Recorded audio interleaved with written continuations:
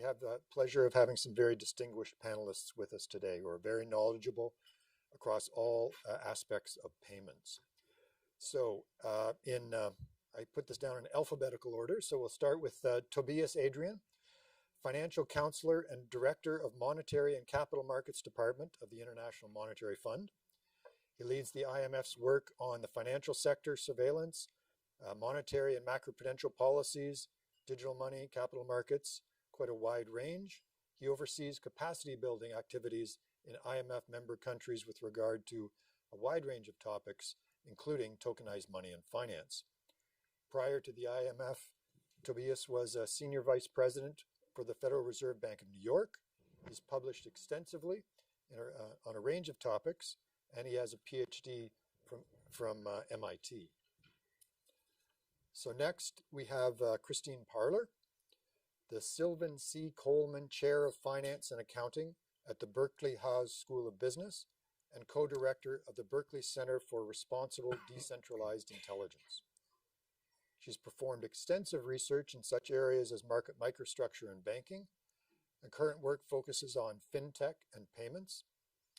And she's published also numerous articles in top journals. She has a PhD from Queen's University and is an undergraduate from the University of Ottawa, which is just up the road. So, and last but not least, who unfortunately couldn't join us in person, but is online, we have Chris Waller, member of the Board of Governors of the Federal Reserve System in the US since 2020, and an expert on developments in payments markets and their effects on central banks. So previously, he was Executive Vice President and Director of Research at the Federal Reserve Bank of St. Louis, and prior to that, held various academic positions at the universities of Notre Dame, Kentucky, and Indiana. So his PhD is from Washington State University. So with those introductions complete, let us dive into our questions here. So we're going to go for question and answer with the panelists led by me for about 50 minutes, and then we'll clean it up at the end with an open Q&A with the audience. So our first round here, I'm going to ask the same question to all of our panelists. So in this round, I'd like to invite each of you to share your views on where the payment system is heading. What are the major trends that you see shaping the future? What opportunities, risks, and innovations that are at the top of mind for you, whether in a particular jurisdiction or from the global perspective? So are there any particular projects that you find intriguing that we should be looking at closely? Or what are the existing pain points that you think are the most important? So I think we will start with you, Chris. I'll leave the floor to you for about 3 minutes. All right, thanks, Scott. Sorry, everybody, I couldn't be there. I saw a few familiar faces in the crowd when we were all coming back from break. So saw Francesco, Lippy, and Charlie Kahn there. So hi all. So I'll get to the issue. So in the last 15 years or so, payments has become one of the most exciting fields that you'll ever want to enter into. It's one of the best tech jobs you could ever come into. So with that has come a lot of innovation in payments. And with that, more competition in the payment space. And I think that's one of the biggest things that matters for everything we're going. There's a lot of initiative to have faster, cheaper, and safer payments around the globe. And sometimes those things aren't necessarily compatible with each other, because faster sometimes means not as safe. You want something safer, you may have to slow down, put a little more friction in the payment to make sure fraud and other things don't happen. But that's the goal, and that's where everybody's going. For me, the biggest change right now in the payments that's shaking up the payments ecosystem is the authorization of stablecoin issuance in the US under the Genius Act. This is a fascinating new payment instrument. And the biggest thing it does, in my view, is it introduces competition into the payments space.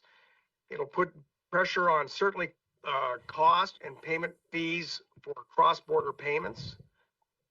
Whether stablecoins ever become a big footprint, they're always going to be there as a competitive threat to all the other traditional payment firms. And we're already seeing that in cross-border payments. Stablecoins are faster, cheaper, and all the major banks are aware of it and realizing they have to compete and do some things. That's the biggest part. We just want competition in the payment space. So with that, I'll just stop right there. Okay, Christine. Oh, I was afraid you were going to ask me questions. Okay. So, I absolutely agree. This is an unbelievably interesting time. And there are a huge number of changes. What's interesting or difficult about payments is that changes are institutional environment specific because the multi-sided market aspect of payments means that people's willingness to adopt or whether or not they see something as being economically viable really depends on their existing payment infrastructure. So this is really not a case of one size fits all, just because it really depends on whatever the specific domestic legislation and or existing payment instruments are. The second thing that I'll say that I'm very curious about is how changes in the payment system enable completely new business models. If you think about something like Uber, basically you couldn't have had an Uber unless there was a way of making relatively low cost credit card payments and doing it over your phone. So that's an entire industry that arose because friction in paying and paying securely and safely was overcome by an innovation essentially in the payment system. And so we're going to see a whole bunch of industries either arising or existing industries decomposing as changes in the ability to pay and transfer value mean that things that previously were bundled no longer have to be bundled. So the classic, of course, is deposits and loans, conditions under which they should be bundled or unbundled, namely in a banking-like institution. That's a whole thing. And others that will naturally become bundled because the economic logic of the way the payments are done basically means that a new industry should arise. Okay, and Tobias. All right. Great to be here. Thanks so much for organizing this this panel. So let me point to sort of four developments that I think are very exciting. So the first one is fast payment systems. I thought we saw two very nice papers this morning. One on PIX and the other one on UPI in India, basically making the point that fast payment systems can be extremely transformational. Now, when you look across countries, right, there are dozens of countries that have phased in fast payment systems. You know, the impact that they have had on economies is actually quite varied. And, you know, part of the reason is sort of like, you know, what is the pre-existing payment system that is there? But part of the reason is also, you know, how the details, the nitty-gritty of the plumbing of the fast payment system is implemented, you know, in terms of fees, in terms of, you know, whether banks have to do it or not, what kind of entry of non-banks are allowed. All of that matters a lot in terms of what the impact ultimately is. On fast payment systems, we also see quite a bit of cross-border connectivity. So, for example, Thailand has a link with India and with Singapore that has really driven down costs by a factor of like 10x, right? It's extremely meaningful. The second thing is stablecoins. I think Chris has already laid out, you know, the main features. It can increase competition, and stablecoins could become a payments instrument, right? So at the moment, they're not truly a payments instrument. And, you know, what the impact of that is going to be in payment space, I think remains to be seen. But what I would like to point to is that I think the impact we have seen already is that banks and payment infrastructures are moving towards blockchain, right? Yes. For a decade or so, we've been watching banks doing pilots, and suddenly they're like, we are actually going to do this, right? And the same is true for payments infrastructures. Swift, for example, you know, announced a blockchain-based messaging system. Even stablecoin providers are putting out infrastructures that can be used for broader payments applications. And I think that the impact on the underlying technology may be extremely first order. And then the last thing I would note is tokenization more broadly. You know, I think that it's not just in payment space, but also in asset management and in banking, where tokenization is becoming more broadly used. So, you know, it's not just stable coins that are operating on blockchains. It's also tokenized money market funds and tokenized ETFs. And so I think what is happening in the payment space is also going to happen more broadly in the financial system. And I think that is very exciting, but it's also a tremendous policy challenge.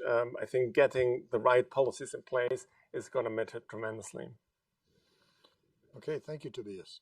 So next question, I'd like each of you to comment on whether you foresee significant changes in the role of central banks within the context that we just laid out and the future of the payment system.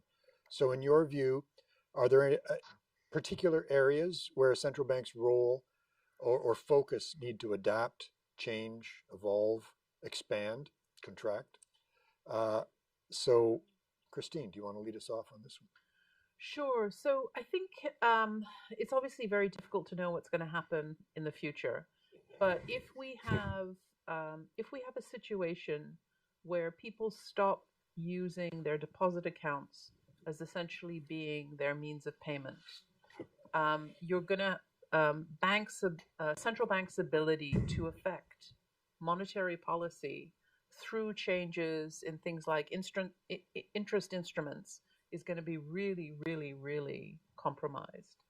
And so the central bank has obviously different tools. It has a regulatory footprint. It has a moral suasion. So I think central banks will actually have to think very proactively about how they're going to implement monetary policy, how inside money is going to work, the relationship between sort of coins in circulation, if you will, and inside money. All of these issues, I think central banks have to think through carefully. The classic example in the US, of course, was the shift to money market funds. Obviously, there were a lot of regulatory changes at the same time, which I'm sure you can speak to better. I don't know if you can see that I'm pointing to you, but yeah, okay. So there was something like a 30% decrease in deposits in the US banking system over the time period in which the money market funds came into operation. That's a big chunk. That's a big chunk of change. So this is something that central banks have to grapple with now, I would say. Tobias, do you want to take a stab at that? Yeah, absolutely. I mean, I think the number one goal for central banks has to be the resilience and stability of the payment system. And I would note sort of like 4 particular policy areas. So number one, I think, is cyber risk. I think that, you know, when we talk to central banks, it always comes up as a number one concern. It's a number one concern for risk managers in institutions that are operating payment systems. And, you know, specialized payment system providers typically spend a humongous amount of resources, not on transactions, but on cyber resilience, fraud detection. It's highly important. And, you know, that is one policy area. I think the second policy area is to provide infrastructure. So what is the role of the central bank relative to the private sector? And, you know, in some countries, we see a very dominant public sector in payment space. In other countries, we have sort of like a hybrid system. The US, you know, the Federal Reserve runs FedWire, but there are also private payment systems that are operating. And in other countries, you have an even more private sector run payment system. So, you know, what is sort of like the base layer of infrastructure that a central bank has to provide? I think one of the areas we're working on, particularly with a membership, with our membership of countries, is on the tokenization of reserves. So many central banks are sort of like exploring if stable coins become more important, if there is a greater move towards tokenization and usage of blockchain, should reserves also be tokenized, the interbank market be tokenized? The third issue is lending of, access to central bank liquidity. A number of central banks have been talking about, potentially providing, some form of access to stable coins. But that's really, there's a broader discussion around payment service provider interacting with the central bank. And, for both Brazil and India, one of the things I mentioned earlier, that details matter, right? So payment service providers can actually transact in high-powered money in both countries, which is not the case in other countries, right? And then how do you think about emergency liquidity for payment service providers? There's a whole host of issues that is first order. And finally, and number 4 is on regulation. We think having the proper payments regulatory approach is extremely first order, and I'm very happy to go deeper into that. And Chris, how do you think central banking could change? Well, I think Tobias was hitting on it there at the end. Like, even in the U.S., where we have a lot of private sector running of infrastructure and payments, the Fed still plays a major role in providing infrastructure in terms of payments. So one of the big challenges, obviously, is all of this new technology that has come out of the DeFi world, which is just technology. It's nothing dangerous. It's just technology for running things in a different way. The central banks are going to have to figure out how they adopt and use that technology themselves. So if you're going to run stable coins over a possible set of rails, and the central banks clear those things among banks are going to be able to issue stable coins. Remember, stable coins off a blockchain are just running on a different messaging system. There's nothing physical or tangible. So you'd have to adapt the way you process the messaging system. You want to think about how you could use smart contracts to make the transactions smoother, better. Tobias mentioned tokenization of reserves. There's nothing new or different. It's just, how do I take a digital instrument off one type of platform, convert it into a different digital instrument to circulate on a different platform? Those platforms have other, advantages, being able to do 24/7 trading. So one of the key things central banks have to, and they've done this forever, is you have to adapt to the technological change that's coming up that's being used in the private sector. Now, on the central banking issue about like monetary policy, I'm less concerned about this with monetary policy. I don't know of any conversation I've had at the FOMC where we were thinking about interest rate policy and we said, well, what's the currency growth? Currency is a payment instrument. It's a way that reserves get depleted out of the banking system. We never sit and talk about it. We never hear about it. So I don't think of stable coins as any more dangerous than thinking about currency. Stable coins got up to $2 trillion. We have 2.3 trillion in currency outstanding. So it's no more of a threat to monetary policy than currency is. The last thing, and again, this is one thing, again, that was touched on, which is, in addition to monetary policy, all central banks have a financial stability responsibility. And this is one of the things people worry a lot about with stable coins. If they get big, if there's a run, are they going to be able to liquidate these things fast enough? Do they need access to central bank liquidity to ensure that these markets function properly? Those are serious concerns. I'm not going to dismiss them. But again, we do more than just monetary policy in the central bank. We do monetary policy, we do payments, we do financial stability, regulatory stuff. So those are the 3 things I would say that central banks are going to have to do and deal with. I don't think the monetary policy role is that big compared to the other 2.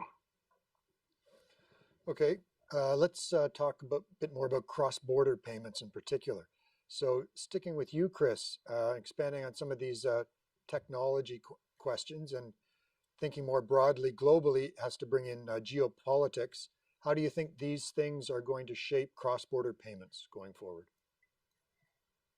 Well, like I said, stable coins have already had a significant impact on cross-border payments. There are stablecoin firms right now doing a stablecoin sandwich where you can move money, not illegally or whatever. It's just some business in the US needs to pay a supplier in Mexico, and how do they do that so that it doesn't take 3 days and, you know, some huge percentage transaction fee. So there already are stablecoin firms that are already in there doing this and driving these kind of costs down. The banks are fully aware of this. They're seeing it happen, and there's no time to sit and wait. They've got to get moving. So as again, as Tobias mentioned, Swift is already thinking of how they can work with the banks, the big banks in the world, to speed up and improve the efficiency and cost of their traditional correspondent banking system. There's a joint project with all the banks, coordinated through the BIS and the Federal Reserve Bank of New York, Agora, or Agora, whatever the right pronunciation is, which is exactly that. I get told the wrong, I never get the pronunciation right, so I just give up. But it's the idea, Rod Garrett's there somewhere, he can tell everybody about it. But the whole idea is, how do you make the traditional correspondent banking system more efficient and lower cost? I'm not here to sort of say I want to destroy the traditional correspondent banking system, but I want it to operate efficiently in a cheap way, and that needs competition. And that's what you're seeing with cross-border payments. Now, you know, with Pix in Brazil, UPI in India, we have fast payment systems in the US. Europe does too with tips. You know, at some point, these will all get connected. It's not the technology, it's the governance of how you're going to run payments from FedNow over through UPI or Pix or tips. The technology is not a big deal. It's the governance of how you're going to do it, particularly like things like how you're going to deal with fraud. Right? In the US, we have a lot of it gets put back on the banks or the merchants. India, from what I was told, and as I understand, a lot of the fraud costs get pushed back onto the customers. Those are different rules about how to deal with fraud that are going to be incompatible across countries for doing payments. So, I mean, it's that kind of stuff that's going to still create issues. Geopolitically, we have, you know, China and others trying to develop their own set of payment rails to avoid SWIFT and everything else. Whether you want to do it that way, whether that takes off, whether, you know, a set of countries that make up maybe 25% of global GDP are willing to cut themselves off from the other parts of the world that it's 75% of global GDP, I'm not so convinced of that. So even if they do it, it's not going to be a big blow to the rest of the world in terms of payments. Okay, thank you.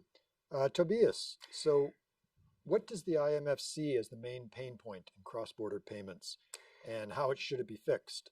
Where's the biggest bang for our buck in terms of trying to improve cross-border payments on a limited budget?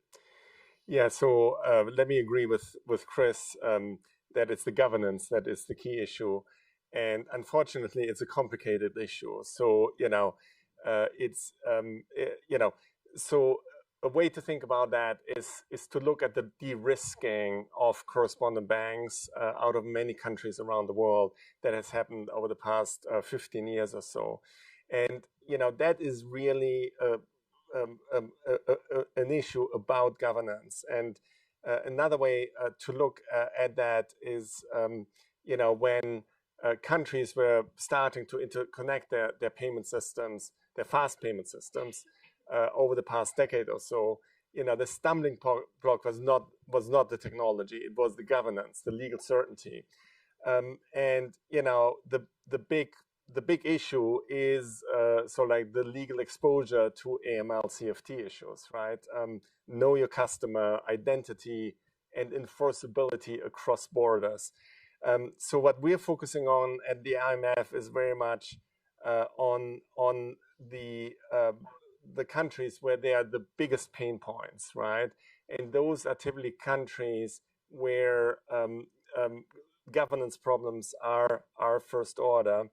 And you know, it's you sort of like have to work on many different dimensions in order to make an improvement.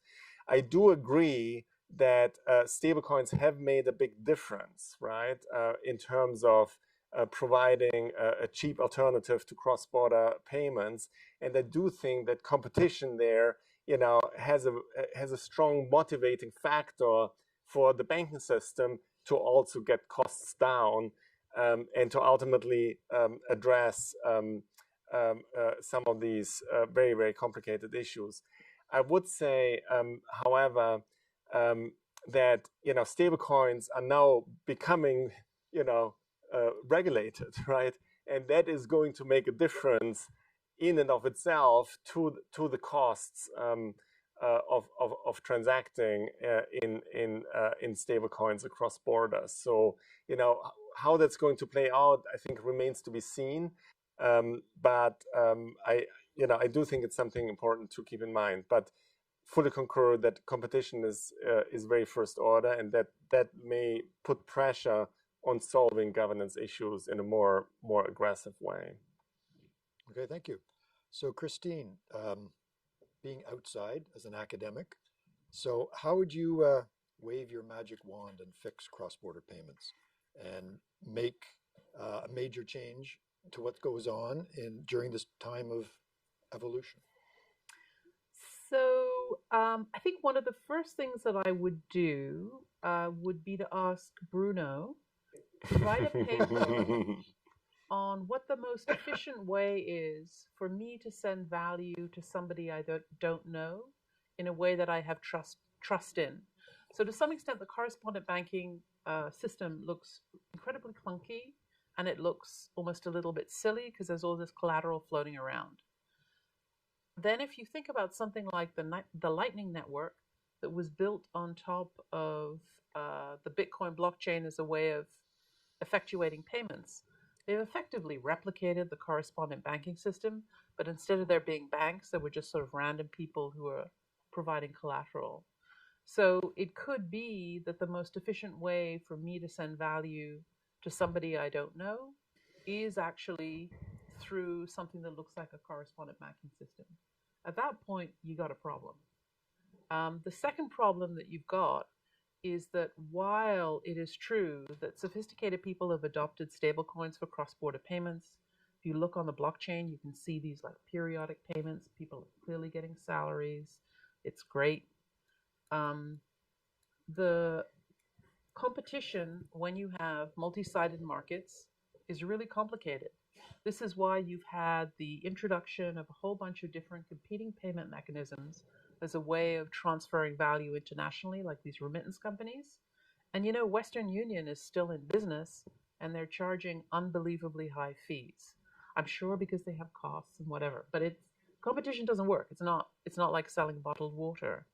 And so I think there's like a fundamental economic problem we've got to sort out first, and then think about the best technological way to effectuate it.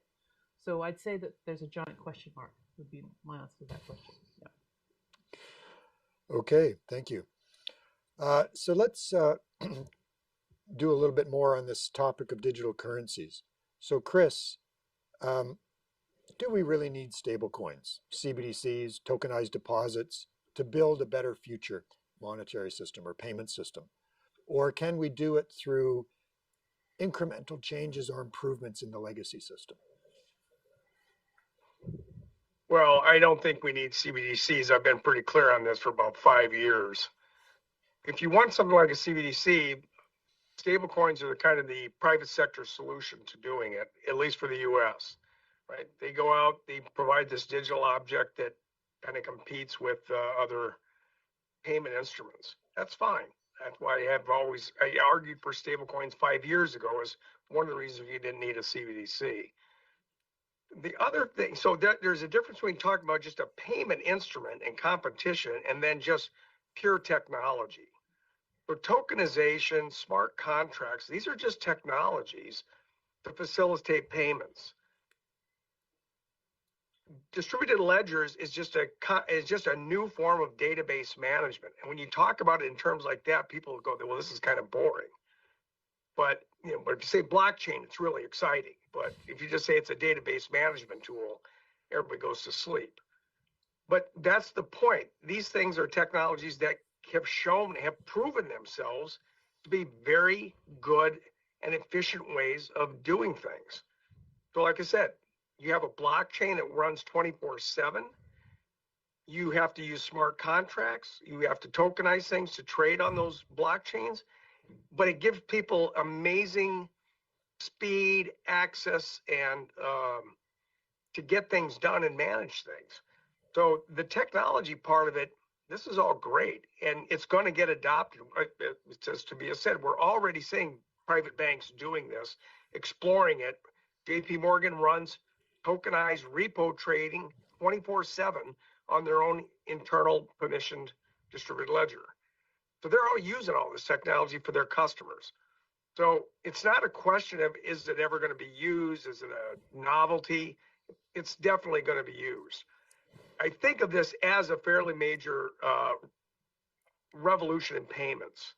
It's not just evolutionary. This stuff would not probably just have come up normally in the payments world if it hadn't been for the DeFi crypto world. They came up with stuff to deal with certain problems that they wanted. People thought, well, that's kind of crazy. But then when you start staring at it, it's not that big of a, it's just technology that nobody thought of in a normal payments world. So in that sense, I think a lot of this is revolutionary. Again, we'll find out what kind of business case, consumer use case, those are things you got to have, like stable coins and that. But the pure tokenization, distributed ledger, smart contract, that stuff has applications for all kinds of things. And I think that's been a major, major development, and it's not going away. Okay, thank you.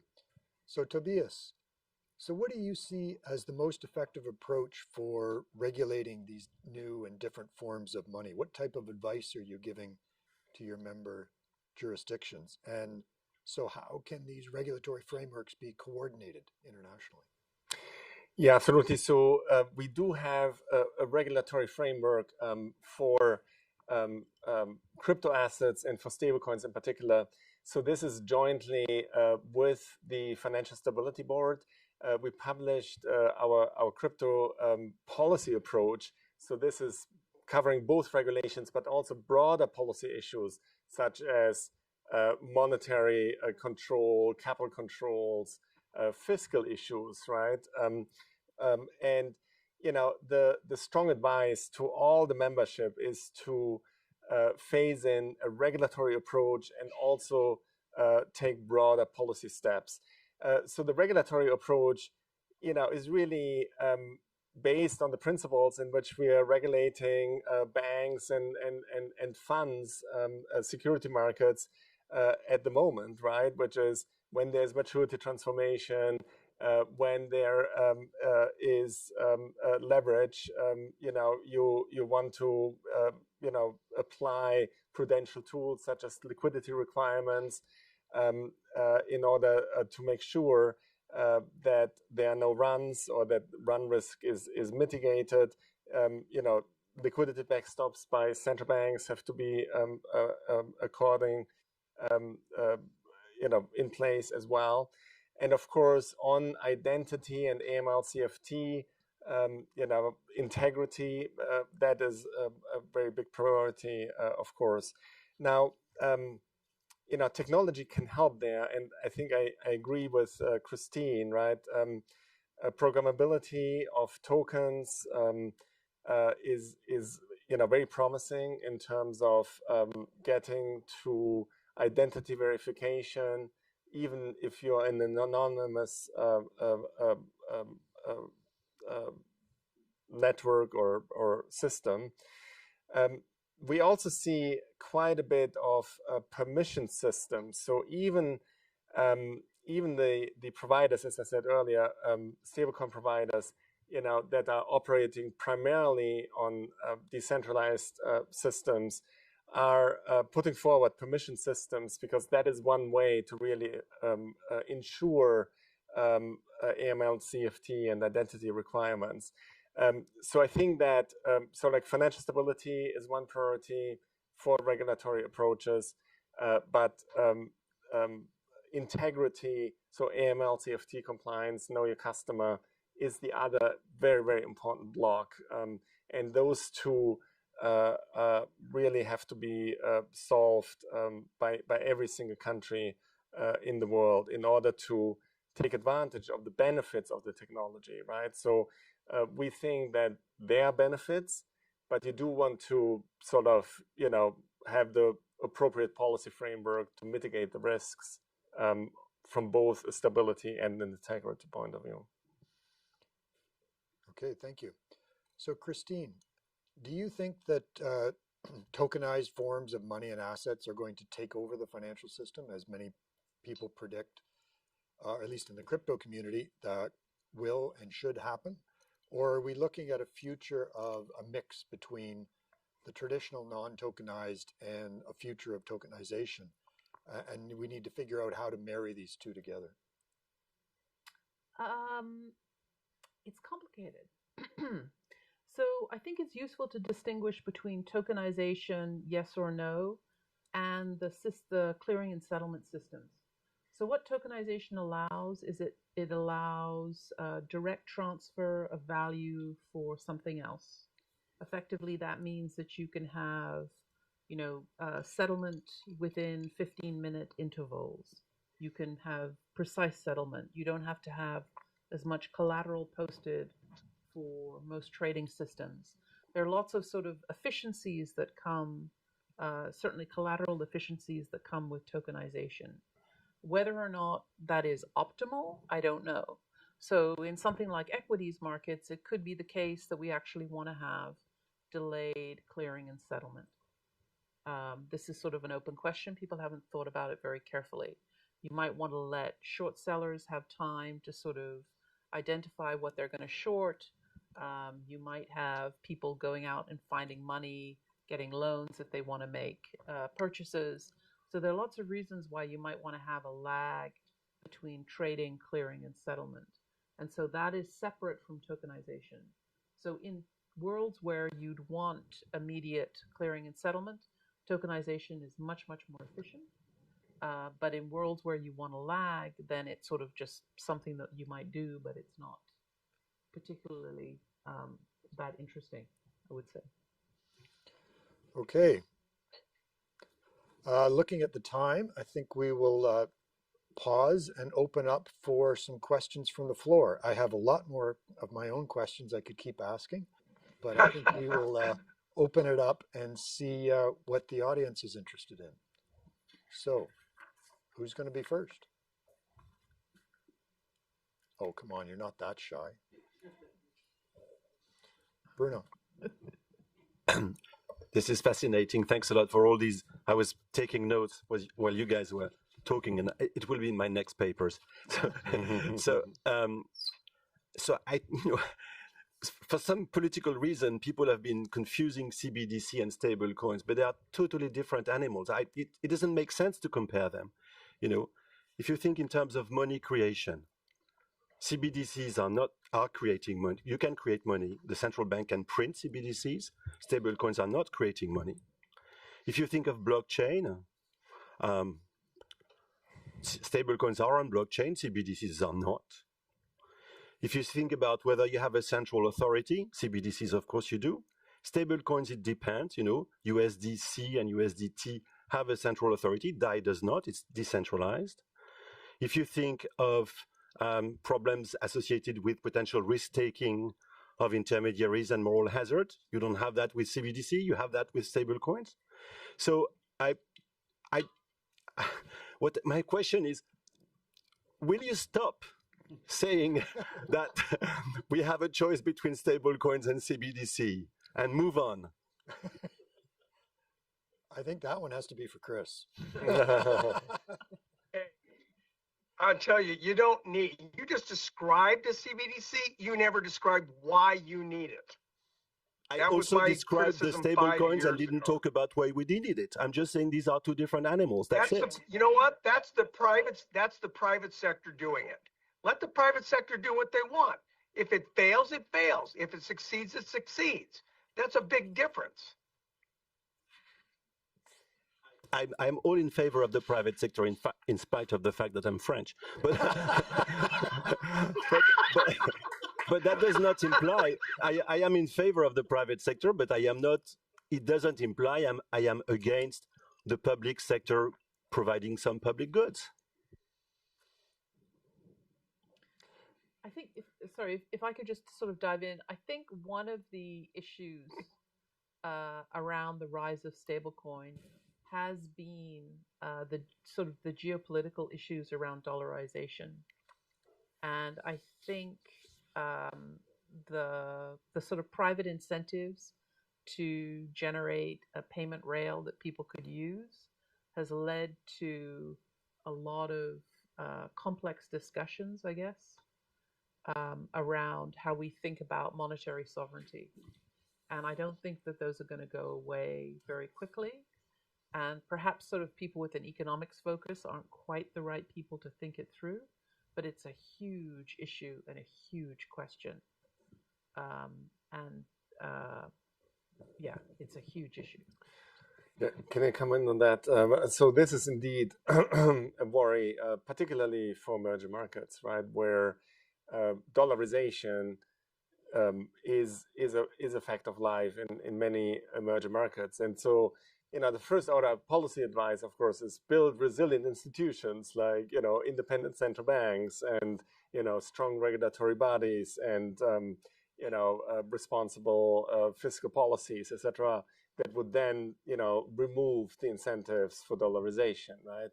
But of course, those things are very, very difficult to do. They may take decades.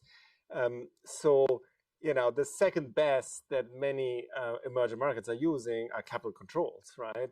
So to basically, contain the degree to which capital is leaving the country. And of course, the challenge with cryptocurrencies, including stablecoins, is that you can get around capital controls in a fairly straightforward manner, right? So you can use unhosted wallets and the VPN, and this is not something that you can fix from a regulatory point of view, right? So all you can do is to basically offer regulated wallets, offer whitelisted coins that only operate on regulated wallets as opposed to, unregulated wallets, etc. But still, you always have this issue. As Christine is alluding to, from individual points of view, you may want to move your money out, but from a policy point of view, this is highly problematic, of course. I'd love to come in on the CBDC side, but I'm the moderator today, not the panelist. So, so on CBDCs, I mean, we do see geopolitics sort of affecting the design of CBDCs. So I'm thinking of the digital euro, and I have a research paper on this.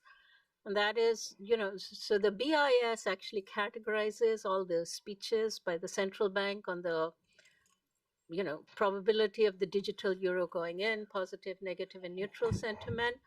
And so if you follow that and then look at what is the effect on payment firms, what we find is as the sentiment goes from negative to positive, which it now is for the digital euro, we find US payment firms, stock price takes a beating. European payment firms' stock price actually go up. Why?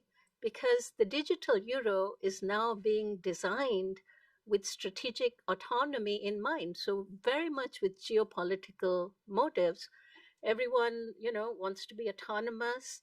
And so it's okay, let's design it in a way, and this is public, so that it benefits our firms and not the US firms. And I think we are definitely seeing more and more evidence of the effect of geopolitics on payments and on CBDCs. So it's not something we can wish away. Yep. Anybody care to respond? I mean, let me get a little bit at this issue from a different angle, which is, you can tokenize money market funds, right? I mean, in fact, you can buy tokenized money market funds today in the wallet. You can tokenize deposits, right? And stablecoins are some mix between tokenized deposits and tokenized money market funds, right? The reserve pool is typically some fraction of deposits, T-bills, and repos, which is typically what money market funds would hold. Now you can also tokenize M0, and then the question is, who would get to use the tokenized M0? Would this only be for the interbank market? So this is oftentimes called wholesale CBDC. Or would there be, retail as well? So what we are seeing is that there's a bit of a shift of interest of central banks. So, I mean, there are more than 100 central banks that are exploring tokenizing money in some form or another. But there's a shift from, thinking about retail to thinking more about wholesale. And I think there are two reasons for that. So one reason is that, the three countries that have adopted retail CBDC have seen pretty low adoption rates, right? And so this, I think, is giving some pause. And typically in those countries, you also have fast payment systems that have been growing extremely rapidly, right? And I think this is perhaps where Chris is coming from. The second thing is that, the wholesale clearly, as you think that banks are going to tokenize deposits and money market funds and asset management is going to be tokenized and there are going to be stable coins, it's an obvious question whether reserves should also be available in tokenized form, right? Which is increasing interoperability and ultimately resilience of the system as a whole. There are many central banks that have done trials around that, and it seems sort of like an obvious thing. So it's a little bit of a way around to answer your question. Marianne? Yeah, can I just make a comment on that? Chris. Yeah, I mean, when people talk about the digital euro, there's two things that was mentioned. One is, what are the rails that this digital object is going to travel across to do payments? The rails are completely separate necessarily from what the object is itself. The digital euro is trying to do two things. One, it's trying to offset stable coins with the digital euro, and they're trying to build a separate set of rails to compete with Visa and MasterCard. There is this debate going on is whether the European banks and the European payment firms should build the rails, and then you can run the digital euro all you want over it. Or should the ECB be doing both the digital euro and the rails that it travels over? So you want to make sure when you talk about this stuff, you separate the rail, who provides the rails and what the object is. Yep, good point. Marianne? Yeah, it appears to me that many of the developments in the payments ecosystem are separating payments or unbundling the payments function from other functions that firms have provided jointly with payments. Just as an example, cross-border correspondent banks have provided payment services along with trade financing and letters of credit and things like that. I'm wondering if you think that this separation or unbundling could lead to some deleterious consequences, especially if trade financing, because it could happen that bundling is a way to cross-subsidize, different parts of the bundle. I'm wondering if the panel feels that this unbundling could have some consequences. I think it's an excellent question. I mean, so when you look at revenues in the banking system, right? I mean, revenues from payments is very, very large. Very, very large. 20%, 30% in some countries. And then you have to sort of like drill deeper and ask, where is the profitability in this coming from? And I would say for cross-border payments, it's really the FX component that is part of that, right? I mean, it's not fees for the cross-border. It's more the FX that is generating profitability. Domestically, it's a combination of fees and bundling, though, it really depends on what space you're looking at in payments, right? I mean, there are many different segments of payments. Many people have, card issuers in mind, which is one example, but then there are many others, such as trade finance, wholesale payment systems, etc. So, stablecoin issuers at the moment, really generate revenue from, the carry, but, it may very well be the case that at some point they are getting other sources of revenue. I mean, if you were running such a business, you would certainly think that, just relying on the carry is perhaps a risky business model, and you would want to generate other, bundled services or so. And I think that is something we may well see going forward. Anyone else care to add to that one? Oh, to some extent, because of the information generated by payment flows, especially predictable payment flows, to some extent, one can argue that the payment processor is the natural lender. And so Circle, I know, has been asking, the last time I talked to them, they've been thinking a little bit about making loans. Certainly, we've seen lots of examples where people have moved from payment processing to being lenders and looking like banks. So bundling, unbundling, we'll see where it goes.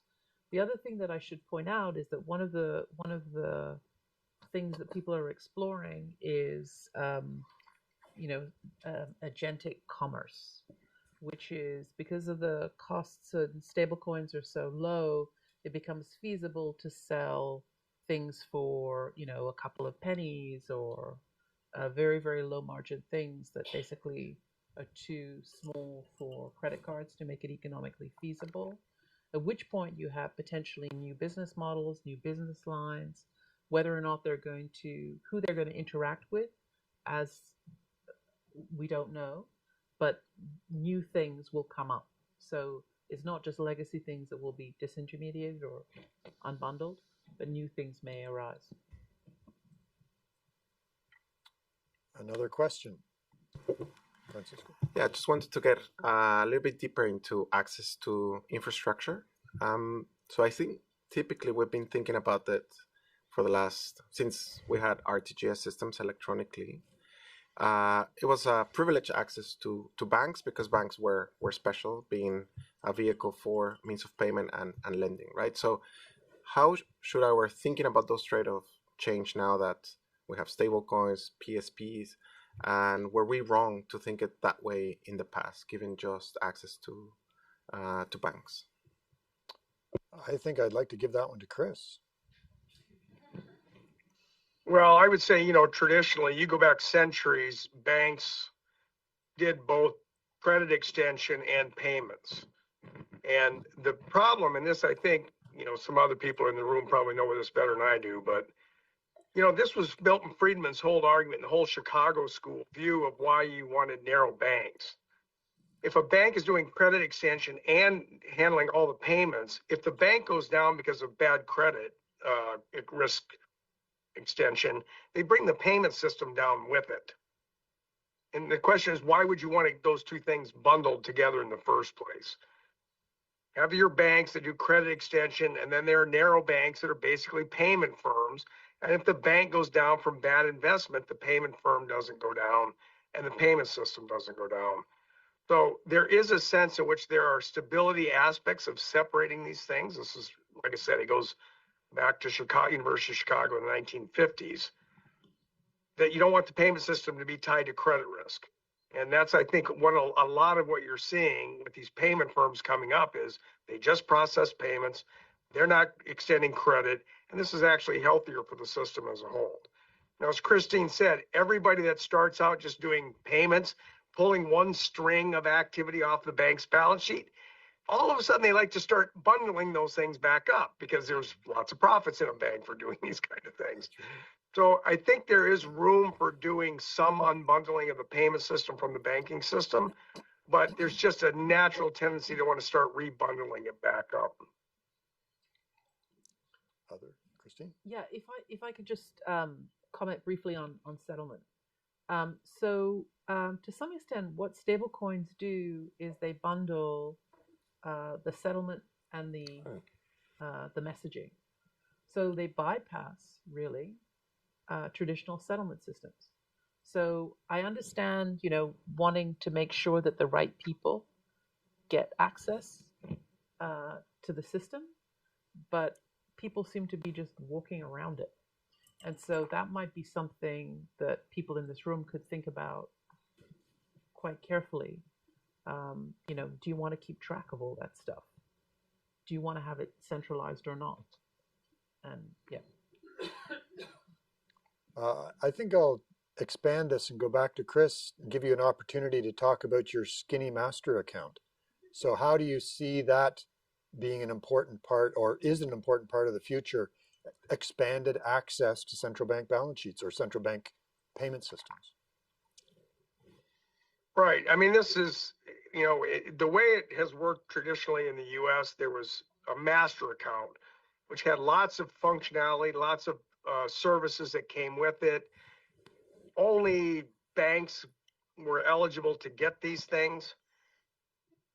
But when you look in the US, and again, this may be more unique to the US, but we have a lot of different banks in terms of where they get their charter, who their regulator is, what the nature of the business model is. So a few years ago, we came up with what was called a tiering structure. There's tier 1, tier 2, tier 3 banks. Tier 1 are your typical big, heavily regulated FDIC insured banks. 2 are somewhat down from that. And then the tier 3 were ones that might be viewed as a bit more risky banks. For example, they may not have any FDIC insurance, deposit insurance. So then we would have to make a decision which of these banks and these different tiers get the one master account. One of the things I thought about was like, why do we have like the gold medal for everybody? In other words, why don't we say if you're a tier 1 bank, you get the gold medal, you get the full service luxury master account. If you come down a notch, you got a few other issues that we're concerned about, we could shrink the properties of the master account in terms of what you can do using that account. And the same with tier 3, you can put on more restrictions. So the whole idea is, why do we have just one master account? You get it or you don't. Why not just tailor this thing to the risk of the banks that are asking for it? So that was this idea of a skinny master account. If you're a tier 3 bank, whatever it is, you might be viewed as more risky, and we say, no, we're not going to give you the full master account. Oh, okay, maybe we'll give you a master account, but it doesn't have all the bells and whistles. Doesn't pay interest on the account. It doesn't have intraday overdraft, so that if your balance goes to zero, your payments get rejected. You don't have access to, say, discount window. I'm just throwing out some things. And you can also cap the size of the account. It's not intended to be anything but a payment account. So it should be a high velocity turnover. It shouldn't be a large part of your balance sheet unless you're, 100% of your balance sheet turns over every day in payments.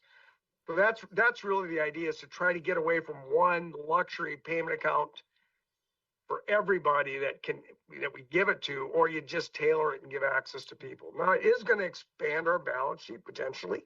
It is going to bring new players, or they're all depository institutions, by the way. There's a misunderstanding out there that somehow just a fintech can show up and say, hey, I'd like a skinny master account. No, you've got to be an eligible depository institution. So it is technically, you have to have a bank charter to do this. So if you're not a bank, if you don't have a bank charter, you don't have the right to ask for one at all. I'm sorry, I kind of rambled on, but you asked. That's good. Tobias? Yeah, I think it's a fascinating question. What kind of institutions should have what kind of access? And what we see in other countries is that in many other countries, central banks have oversight of payment service providers, right? And so that changes the philosophy a little bit, because by having the oversight, they can then, for example, provide access just to high-powered money for payment purposes, as opposed to allowing discount window access, right? So that is sort of like the skinny idea, even for non-banks. But of course, the central bank needs to have oversight at that point, right? And but I think that from both emerging markets and advanced economies, we do see quite a bit of additional competition and innovation by allowing this kind of very narrow access to central bank liquidity. Unfortunately, I think we're going to have to call it there. That's about our time. We've got a break afterwards, so at least some of our panelists will be still around for further questions, so you can follow up with them. But I will give a last word to each of our panelists. Any Closing thoughts that you'd like to leave us with, Christine? Oh, it's just started. Stable coins are not the end. I mean, you could think about a world where you actually get rid of traditional payment rails completely, right? About bilateral swaps. Like, why do we need to move things into money? There are going to be some products that you have to, but some products not really high grade collateral. Why do I care, right? I'm just going to swap directly. So it's just starting. Tobias? Yeah, on the CBDC question, I just want to I want to come back with a following thought, which is that we do have paper money, right? I mean, currency, right? So every country issues currency in paper format. And as the world is moving digital, right? I mean, we spend so many hours on phones, on computers, etc. Isn't it odd that we can't have currency in digital form? I think that is the basic. So even if there's close to zero adoption, shouldn't the public be allowed to have, paper money in digital form? I think that is sort of like the most basic, argument, and it may not play a big role, but it's about sort of like, a right of citizens to not just hold paper when they want to hold, government issued stuff, but they can do it on a phone, right? Chris, final word. Yeah, I would say that the thing that I would just going to echo what Christine said, which is they're just getting started. There's all this technology that just is rapidly changing the way we work and think. But one of the things I just want to point is we had this payments innovation conference at the board of governors a couple of weeks ago.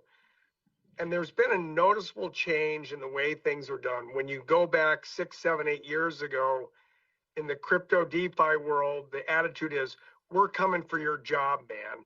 We're going to take you over. We're going to drive you out of business. And the traditional firms are, no, you're not. Your guys are weird. You got all this goofy stuff nobody really wants. The tone now is, look, we want to work side by side. We want to take your stuff and use it, and we are going to figure out a way that we can do these things so that both sides are part of the game. The kind of the animosity I heard 7, 8, 9 years ago just seems to be gone. Everybody understands this stuff is coming. The TradFi banks are still going to be involved. You're not going to drive them out of business, but they know they have to adapt to whatever you're bringing to the table. And I just find that has been a very, very big change in the culture of payments over the last 10 years that I think is going to lead, as Christine said, it's going to lead us to keep going forward with all sorts of new things. Well, I would love to keep going, but unfortunately, we're going to have to call it there. I want to thank our panelists for their time and their expertise, and I look forward to the next opportunity we can get together and discuss these topics. So please join me